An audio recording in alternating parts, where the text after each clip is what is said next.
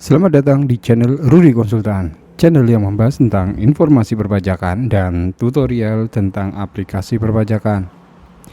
Di video kali ini kita akan bahas ya mengenai ketentuan dari PMK 197 tahun 2013, di mana jika teman-teman atau perusahaan teman-teman ya omsetnya sudah lebih dari 4,8 M, terus kemudian teman-teman belum mengajukan pengukuhan PKP, ini ada konsekuensinya ya. Jadi nanti kita akan bahas mengenai konsekuensinya jika teman-teman omsetnya sudah lebih dari 4,8 tapi belum mengajukan PKP. So, sebelum gue lanjut, untuk teman-teman yang suka dengan video ini, jangan lupa klik tombol subscribe. Jangan lupa teman-teman nyalain juga loncengnya agar teman-teman tidak ketinggalan informasi terupdate dari Rudi Konsultan.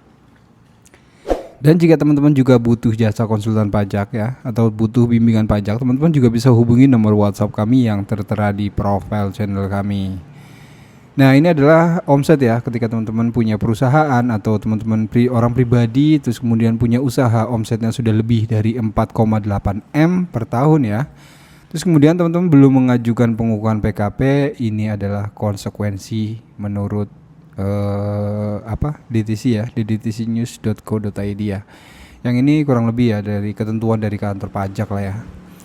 Nah, melalui DTC News, pengusaha wajib melaporkan usahanya untuk dikukuhkan sebagai pengusaha kena pajak atau PKP ya, yang lebih kenal.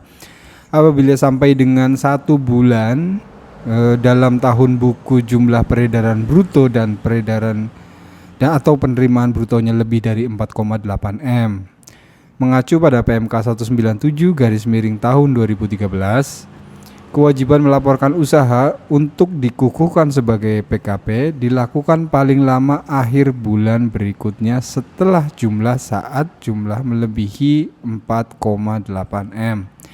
Jadi ketika misalnya teman-teman dari Januari sampai dengan masa misalnya Juli atau Juli gitu, terus kemudian teman-teman omset perusahaan teman-teman atau omset usahanya teman-teman itu sudah lebih dari 4,8, maka di bulan Agustusnya teman-teman wajib mengajukan PKP. Nah, ini terus kemudian lantas bagaimana jika pengusaha yang memenuhi syarat untuk dikukuhkan sebagai PKP atau omsetnya sudah lebih dari 4,8, terus kemudian tidak melaporkan usahanya. Nah, apabila diperoleh data dari informasi yang mengajukan adanya kewajiban perpajakan sebagaimana dimaksud dalam pasal 4 ayat 2 tidak dipenuhi pengusaha, Dijen Pajak secara jabatan dapat mengkukuhkan pengusaha sebagai PKP. Jadi ketika teman-teman misalnya di bulan Agustus di bulan Juli sudah lebih dari 4,8 terus kemudian teman-teman tidak mengajukan PKP, terus kemudian KPP tahu bahwa omset perusahaan teman-teman itu sudah lebih dari 4,8, maka akan dikukuhkan secara jabatan. Atau jika tidak, nanti setidaknya tuh berdasarkan undang-undang HPP, terus kemudian ketahuan, maka dia akan dikasih surat untuk segera dikukuhkan sebagai PKP. Nah, artinya Dijen Pajak bisa mengkukuhkan PKP secara jabatan tanpa ada pengajuan dari pengusaha.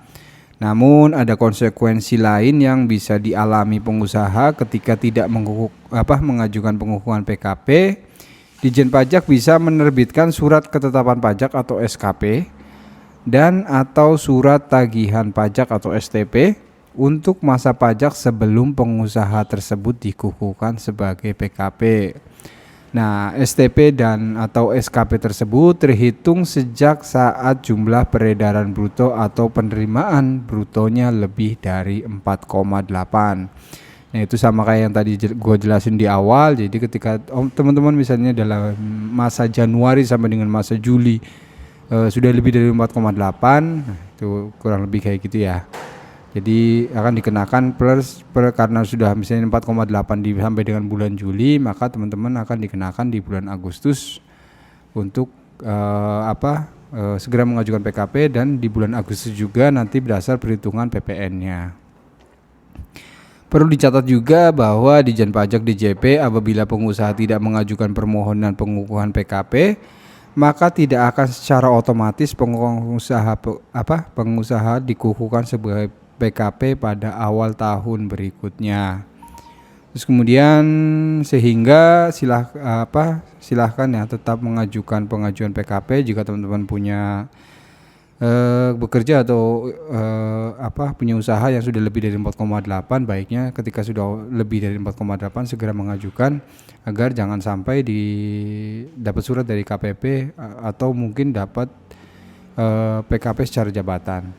Selanjutnya dalam belet yang sama juga diatur pada pengusaha yang telah dikukuhkan sebagai PKP mencatat omset tidak lebih dari 4,8 M dalam 1 tahun buku, maka PKP dapat mengajukan permohonan penghapusan atau permohonan pencabutan pengukuhan PKP. Jadi ketika teman-teman sudah misalnya lebih dari 4,8 di tahun 2021 ini ya, terus kemudian di tahun 2022 di tahun 2022 ini omset teman-teman lebih dari 4,8, maka wajib mengajukan PKP. Terus kemudian misalnya nanti di tahun 2024 omset teman-teman tidak lebih dari 4,8, teman-teman bisa juga mengajukan pencabutan PKP.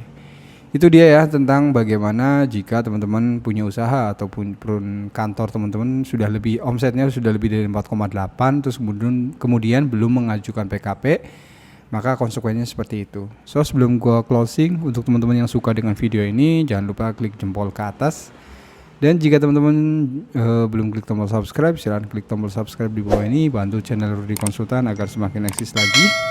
Dan jika teman-teman juga butuh jasa konsultan pajak, teman-teman juga bisa hubungi nomor WhatsApp kami yang tertera di profil channel kami. Terima kasih sudah menonton, sehat-sehat selalu teman-teman, dan sampai jumpa.